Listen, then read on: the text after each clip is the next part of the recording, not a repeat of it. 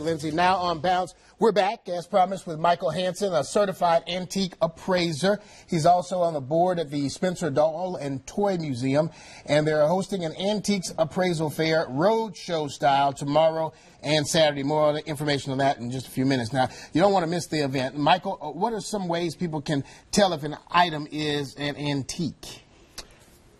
To be an antique, it must be 100 years old. There's only one exception in the United States.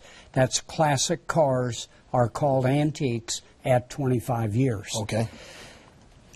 They really need to know the history of the item more than the person that owned it. Right. Very often, they will give you an item at an appraisal fair and say, my great-grandmother owned this and she was 103 years old. Right. What they forget is she bought it when she was 97. I understand. Gotcha. So it's not an antique. You don't date any item by who owned it. You date it by when it was manufactured. Okay. Very good example would be none of these items are antique. Okay. But they're all highly collectible, all on their own. Okay. This item in the middle... From WBT radio, by the way. Yes. We found that too. This is a radio TV from 1948. Okay, 1948. When TV screens were this big. Right.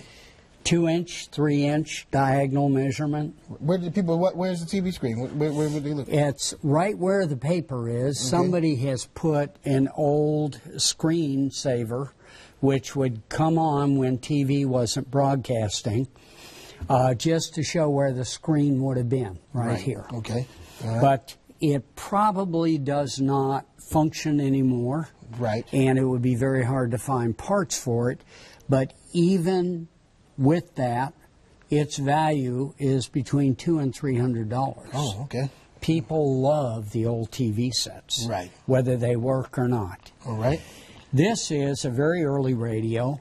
And this is from WBTV, I believe. Yes, yep. And so is that radio. Okay, all right. But this radio was manufactured in the 1940s, right after the war ended. It's a Philco, and it is the common table radio of its day. This one probably could be made to work once it's cleaned up, and it may work right now. That'd be an amazing piece, wouldn't it? Yes.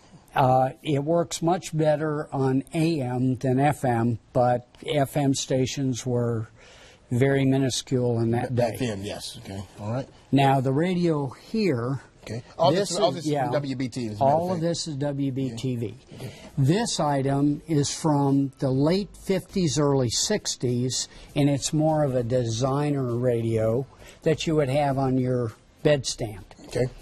And did not see a clock mechanism, so it's something that when you woke up in the morning, you would turn the radio on. Okay. And it would be preset to the station you wanted to listen to while you were getting ready for work or for your day. Right. The value of that one is only about $20 to $25. Did we say a value on this one? No, we did not. Okay. This one is between $60 and $100. Okay, all right. Mostly because of the case and the fact that all the parts are there. Right. And the typewriter. This I remember from my good old Navy days. This is a Royal. It's not a portable. This is an office model Royal. Right. And these were produced between 1949 and 1960. And every office in the country had a similar typewriter to it. And they function wonderfully. They're almost impossible to break. And they have become very in vogue again, as opposed to computer-style typing. Right. People like the sound of a typewriter. Yeah, I worked on a typewriter when I was in high school. I mean, we had to learn how to type in class. The children of today don't get anything close to that. They won't see that. And they don't realize there's actual pressure to the keys. Right. These sell right now for between $40 and $100, depending on the condition and if the ribbon's still good. Okay, I got you. All right, so And all those are WBTVs. there you go. Very neat items side. here. Yes, Michael, we appreciate that. One of our WBTV employees brought some baseballs here, and this is pretty interesting stuff. David Hyman, one of our videotape operators, engineers, he brought these. What can you tell us about these? These belonged to his father, who was a sports reporter that had attended the 1980 World Series. This was a ball that was a foul ball. Right. In 1980, foul balls got turned in by those that caught them so they could be returned to a player. And during that game, they would be rewarded with items from the gift shop, including an official World Series ball. Oh, okay. So it was a good turnaround, yes. Say a player hits a home run in Game 3 and it wins the game. Well, the person that caught the ball, the player wants that ball or the team wants the ball. Right. And it can be literally a historic ball like Game 7 of the Cubs World Series. Right, yes. Any of these all of these came from the 1980 World Series. Mm-hmm. This one is actually signed to him from Pete Rose. Wow, that's pretty big. And it was done during the game. And this is signed by all the players that his father knew. What they would do is they would put their name on it, the reporter. Mm-hmm. They would pass it around in the locker rooms, and any player that was nice would sign it. Right. And then return it to the reporter. Okay.